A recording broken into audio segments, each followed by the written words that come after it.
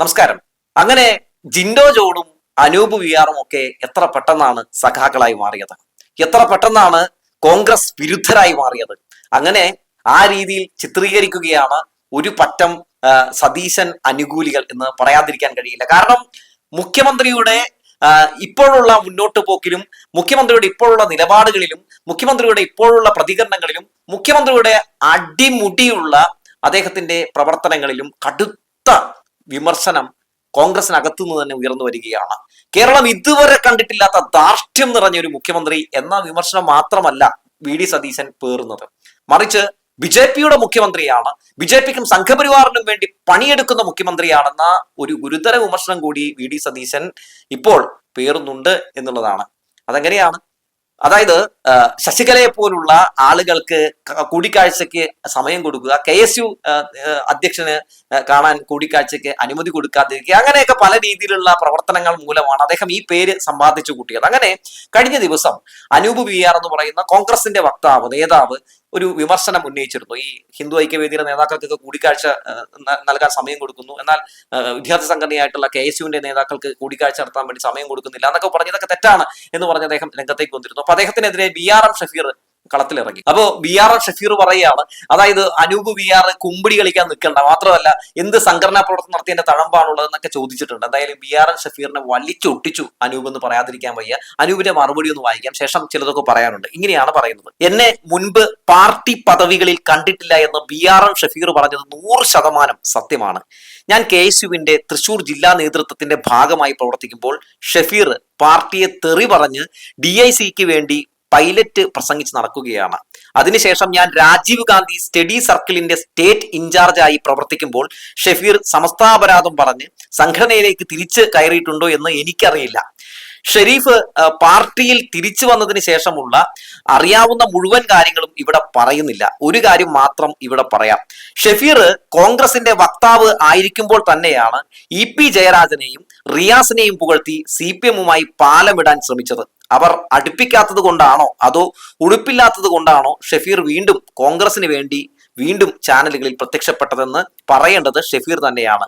എന്റെ കാര്യത്തിൽ എനിക്ക് ഉറപ്പിച്ചു പറയാൻ കഴിയുന്ന ഒരു കാര്യം, ചാനലുകളിലെ കോൺഗ്രസ് പ്രതിനിധി എന്ന നിലയിൽ ഒരിക്കലും കോൺഗ്രസിന്റെ നയനിലപാടുകൾക്കെതിരെ സംസാരിച്ചിട്ടില്ല എന്നത് തന്നെയാണ്. ഇനി സർക്കാരിനെ തിരുത്തുന്ന കാര്യത്തിലാണെങ്കിൽ ഇന്നത്തെ മുഖ്യമന്ത്രി ഉമ്മൻചാണ്ടി സർക്കാരിന്റെ കാലത്ത് MLA-യും പാർട്ടി വക്താവുമായിരുന്ന സമയത്ത് ചെയ്തു തന്നെയാണ് മാതൃക. അതിന്റെ പേരിൽ മൂക്കിൽ വലിച്ചു കയറ്റാമെന്ന് ആരും കരുതണ്ട, അതിനുള്ള വെള്ളം അങ്ങ് വാങ്ങി വെച്ചേരെ എന്നാണ് എന്തായാലും ഈ അനൂപ് പറയുന്നത്. ഇനിയിപ്പോ നമ്മുടെ BRM ഷഫീർ ഉണ്ടാവാൻ സാധ്യതയൊന്നുമില്ല, അടിച്ച് വായി കൊടുത്തിട്ടൊന്നും പറയാതിരിക്കാൻ കഴിയൂല.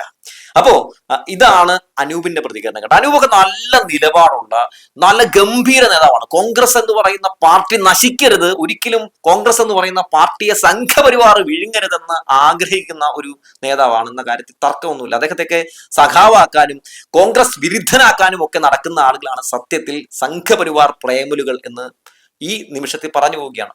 ഇനി മറിച്ച് രണ്ടാമത്തെ ഒരാള് ആരാണ്? ജിൻഡോയാണ്. ജിൻഡോ ഈ നമ്മുടെ വടശ്ശേരി ദാമോദര മേനോൻ സതീശൻ എന്ന് പറഞ്ഞ് സത്യപ്രതിജ്ഞ ചെയ്തപ്പോൾ ഈ മേനോൻ എന്ന് പറയുന്ന പേര് ഇപ്പൊ എങ്ങനെ വന്നു എന്ന് പറഞ്ഞ് രംഗത്തേക്ക് വരുന്ന കാഴ്ചയൊക്കെ നമ്മൾ കണ്ടിരുന്നു. ശേഷം ഇപ്പോ ഈ KSUവിന് വിമർശിച്ച് രംഗത്ത് വന്നപ്പോഴും ഒക്കെ ഈ മുഖ്യമന്ത്രിക്കെതിരെ വി ഡി സതീശനെതിരെയൊക്കെ KSUവിനെ അനുകൂലിച്ച് രംഗത്തേക്ക് വന്ന വ്യക്തിയാണ്. അതുകൊണ്ട് തന്നെ ഈ തുടക്കം മുതൽ തന്നെ ഈ ജിൻഡോ ജോണിനെ ഒരു KC വക്താവായിട്ടും അല്ലെങ്കിൽ KCയുടെ ആളായും ഇപ്പോൾ സഖാക്കളുടെ ആളായൊക്കെ ചിത്രീകരിക്കുകയാണ്. ഇങ്ങനെ പരസ്യമായിട്ട് നിങ്ങൾ പ്രതികരണങ്ങൾ നടത്തി കോൺഗ്രസിനെ വെട്ടിലാക്കരുത് എന്നാണ് ഒരു പറ്റം സതീശൻ സൈബർ അനുകൂലികൾ പറയുന്നത്. അവിടെ നമ്മൾ മനസ്സിലാക്കേണ്ട ഒരു കാര്യമുണ്ട്. അതായത് ജിൻഡോയെയും അനൂപിനെയും ഒക്കെ ടാർഗറ്റ് ചെയ്ത് ആക്രമിക്കുകയാണ് സതീശൻ പക്ഷം എന്നുള്ളതാണ്. ഇത് തന്നെയാണ് സതീശൻ മുഖ്യമന്ത്രിയാകാൻ വേണ്ടിയും നടത്തിയ ഒരു രീതിയിലുള്ള തന്ത്രം. അതുകൂടി പറയാം. അതായത് ജിൻഡോ ഇപ്പോ ഒരു പ്രതികരണം നടത്തുന്നു, ആ പ്രതികരണത്തിന് വലിയ രീതിയിലുള്ള പിന്തുണ കോൺഗ്രസിനകത്തു നിന്ന് കിട്ടുന്നു, KSUവിൽ നിന്ന് പിന്തുണ കിട്ടുന്നു, അനൂപിനും അതുപോലെ തന്നെ കിട്ടുന്നു. അപ്പൊ സ്വാഭാവികമായിട്ടും സതീശന് ഇത് വലിയ പ്രതികൂലമായിട്ട് ഉള്ള ഒരു കാലാവസ്ഥയായിട്ട് മാറുകയാണ്. അപ്പോൾ അദ്ദേഹത്തിന് ഒന്ന് സേഫ് ചെയ്യാൻ വേണ്ടി എന്താണ് ചെയ്യുന്നത്? കുറച്ച് അനുകൂലികളെ ഇറക്കി വിടുകയാണ്. ആ അനുകൂലികൾ എന്താണ് പറയുന്നത്? അതായത് ഇത്തരത്തിലുള്ള പ്രതികരണങ്ങൾ നിങ്ങൾ സമൂഹ മാധ്യമങ്ങളിലൂടെ നടത്തരുത്, അത് വാർത്തയാകുന്നു, അത് സർക്കാരിന് വലിയ ക്ഷീണം ചെയ്യുന്നു, നിങ്ങളൊക്കെ കോൺഗ്രസ് വിരുദ്ധരാണ് എന്ന് കുറെ കമന്റുകൾ വരികയാണ്. അപ്പൊ കുറെ ആളുകളും ചിന്തിക്കും, ശരിയാണല്ലോ, ഒന്നുമില്ലാതെ ആരും ഒന്നും പറയില്ലല്ലോ. അപ്പൊ സ്വാഭാവികമായിട്ടും ജിൻഡോനെ ആക്രമിക്കും. ജിൻഡോ ഇനി കോൺഗ്രസിന്റെ വക്താവായി ചാനലുകളിൽ പങ്കെടുക്കാൻ പോകരുത് പരിപാടികളിൽ, ജിൻഡോ വല്ല പണിക്കുമ്പോ നിനക്ക് നാണമുണ്ടോടാ എന്നൊക്കെ പറഞ്ഞ് വലിയ രീതിയിലുള്ള സൈബർ ആക്രമണങ്ങൾ ഇതേ കോൺഗ്രസ്സുകാർ തന്നെ നടത്തുകയാണ്. ഈ ജിൻഡോയൊക്കെ കോൺഗ്രസിന് വേണ്ടി കുറെ പണിയെടുത്തത് കൊണ്ടാണ് UDF അധികാരത്തിലിരിക്കുന്നത് എന്നുള്ള കാര്യം എല്ലാവർക്കും അറിയാത്ത ഒരു കാര്യമാണ്. അന്തിചർച്ചയൊക്കെ നടക്കുമ്പോൾ VD സതീശൻ പറഞ്ഞ പല നുണകളെയൊക്കെ ന്യായീകരിച്ച് ജിൻഡോ ഒക്കെ നല്ല രീതിയിൽ പണിയെടുത്തിട്ടുണ്ട് ഈ കഴിഞ്ഞ LDF സർക്കാരിന്റെ കാലത്ത് എല്ലാവർക്കും അറിയാം. അപ്പോൾ പെട്ടെന്ന് അധികാരത്തിലെത്തിയ ശേഷം ജിൻഡോ ഒക്കെ ഈ പറയുന്നത് പോലെ ആരും അല്ലാതായി മാറുന്ന കാഴ്ച നമ്മൾ കാണുകയാണ്. ഈ പ്ലീഡർ വിവാദത്തിൽ ഇന്ന് മാത്യു കുഴൽനാടന്റെ ഒരു പ്രതികരണം രേഖപ്പെടുത്തിയിട്ടുണ്ട്. അതായത് അദ്ദേഹം പറയുന്നത് എന്താണ്, ജനങ്ങൾ വലിയ പ്രതീക്ഷയോടെ തെരഞ്ഞെടുത്ത ഒരു സർക്കാരാണെന്നും ആ ഉത്തരവാദിത്തം പാലിക്കേണ്ട ബാധ്യതയുണ്ടെന്ന് നമുക്ക് ഓർമ്മപ്പെടുത്തുകയാണ്. അങ്ങനെ ഓർമ്മപ്പെടുത്തേണ്ട അവസ്ഥ വരികയാണ് മാത്യു കുഴൽനാടനൊക്കെ VD സതീശനെ എന്നുള്ളതാണ്. അപ്പൊ അങ്ങനെ ചില പ്രതികരണങ്ങൾ കൂടി ഉയർന്നു വരുന്ന കാഴ്ചയൊക്കെ നമ്മൾ കണ്ടു അല്ലെ. അതായത് പ്രതികരിക്കുന്നവരെ മുഴുവൻ ഈ പറയുന്ന സഖാക്കളാക്കി മാറ്റുന്ന, അല്ലെങ്കിൽ പ്രതികരിക്കുന്നവരെ മുഴുവൻ കോൺഗ്രസ് വിരുദ്ധരാക്കി മാറ്റുന്ന ഒരു കാഴ്ചയൊക്കെ നമ്മൾ കണ്ടുകൊണ്ടിരിക്കുകയാണ്. ഇപ്പോ ഈ ഒരു വിഷയത്തിൽ നിന്ന് നമ്മൾ പഠിക്കേണ്ട ഒരു വലിയ പാഠം കൂടി ഉണ്ട് കേട്ടോ. കോൺഗ്രസിനകത്ത് വലിയ പൊട്ടിത്തെറികൾ നടക്കുമ്പോൾ, ഇത്തരത്തിലുള്ള പ്രതികരണങ്ങൾ നടക്കുമ്പോൾ ഒരു മാധ്യമവും ഇതുമായിട്ട് ബന്ധപ്പെട്ട ഒരു അന്തിച്ചർച്ച നടത്തുന്നില്ല എന്നുള്ളതാണ്. നോക്കൂ, ഇത്തരത്തിലുള്ള ഒരു പ്രതികരണം നടത്തിയത് LDF സർക്കാരിന്റെ കാലത്താണെന്ന് നിങ്ങൾ വിചാരിക്കുക. ഈ VD സതീശൻ സ്ഥാനത്ത് പിണറായി വിജയനാണെന്നും അങ്ങ് നിങ്ങൾ വിചാരിക്കുക. എന്താകുമായിരുന്നു നമ്മുടെ മാധ്യമങ്ങളുടെയൊക്കെ നിലപാട്? എന്താകുമായിരുന്നു? ഏത് രീതിയിലുള്ള നിലപാടാകും ഈ വിഷയങ്ങളൊക്കെ നമ്മുടെ മാധ്യമങ്ങൾ സ്വീകരിക്കുക? മുഖ്യമന്ത്രി രാജിവെക്കണം, മുഖ്യമന്ത്രി രാജിവെക്കേണ്ടതുണ്ടോ എന്ന് പറഞ്ഞ മാധ്യമങ്ങളിൽ അന്തിച്ചർച്ച, ഘോരഘോരം പ്രസംഗിക്കാൻ ഒരു ഹാഷ്മി, അതുപോലെ തന്നെ ന്യായീകരിച്ച് ഒളിപ്പിക്കാൻ ഒരു സ്മൃതി, എന്തൊക്കെ രീതിയിലുള്ള കാഴ്ചകൾ നമ്മൾ കാണുമായിരുന്നു അല്ലെ. ഇവിടെ ഇതൊന്നുമില്ല. എത്ര വലിയ പ്രിവിലേജ് ആണ് ഇവിടെ UDFന് ലഭിക്കുന്നതെന്ന് നമ്മളൊന്ന് നോക്കിക്കാണും. പക്ഷേ ഇത് കോൺഗ്രസിനകത്ത് തന്നെ നടക്കുന്ന ഒരു വലിയ പൊട്ടിത്തെറിയാണ്. സ്വന്തം പാർട്ടിയിൽ തന്നെ നടക്കുന്ന ഒരു പൊട്ടിത്തെറിയാണ്. ഇങ്ങനെ ഒരു പൊട്ടിത്തെറി നടക്കുമ്പോൾ ആ പൊട്ടിത്തെറിയെ ഇല്ലാതാക്കാൻ വേണ്ടി ശ്രമം നടത്തേണ്ടത് ആരാണ്? VD സതീശൻ തന്നെയാണ്. തിരുത്തലുകൾ വരുത്തേണ്ടത്, തിരുത്തലുകൾ ഇവിടെ ചെയ്ത് കാണിച്ചു കൊടുക്കേണ്ടത്, പ്രവൃത്തിയിലൂടെ കാണിച്ചു കൊടുക്കേണ്ടത് VD സതീശനാണ്. അദ്ദേഹം ഇവിടെ ചെയ്യുന്നില്ല. തിരുത്തണ്ടേ VD സതീശൻ എന്ന് പറഞ്ഞൊരു മാധ്യമവും ഒരു രീതിയിലുള്ള ഒരു ചോദ്യവും ചോദിക്കുന്നുമില്ല. അദ്ദേഹം തിരുത്താത്തിടത്തോളം കാലം വിമർശനങ്ങൾ ഉയർന്നുകൊണ്ടേയിരിക്കും. ആ വിമർശനങ്ങൾ ഉയരുമ്പോൾ അത് ആരെയാണ് ബാധിക്കുക? കോൺഗ്രസ് എന്ന് പറയുന്ന പാർട്ടിയാണ് ബാധിക്കുക. കോൺഗ്രസ് എന്ന് പറയുന്ന പാർട്ടിയെ ബാധിച്ചാൽ അത് ആർക്കാണ് ക്ഷീണം ചെയ്യുക? അത് ക്ഷീണം ചെയ്യുക ആർക്കാണ്? അത് ഈ കോൺഗ്രസിനെ നെഞ്ചോട് ചേർത്ത് പിടിച്ചിട്ടുള്ള ഒരു പറ്റം ആളുകൾക്കാണ്. ഇത് ഏറ്റവും കൂടുതൽ ഗുണം ചെയ്യുന്നത് ആർക്കാണ്? ഇത് BJPക്കാണ് ഗുണം ചെയ്യുന്നത്. വരാൻ പോകുന്ന നിയമസഭാ തെരഞ്ഞെടുപ്പുകളിൽ BJPക്ക് വല്ല ഗുണം ചെയ്യും കേട്ടോ.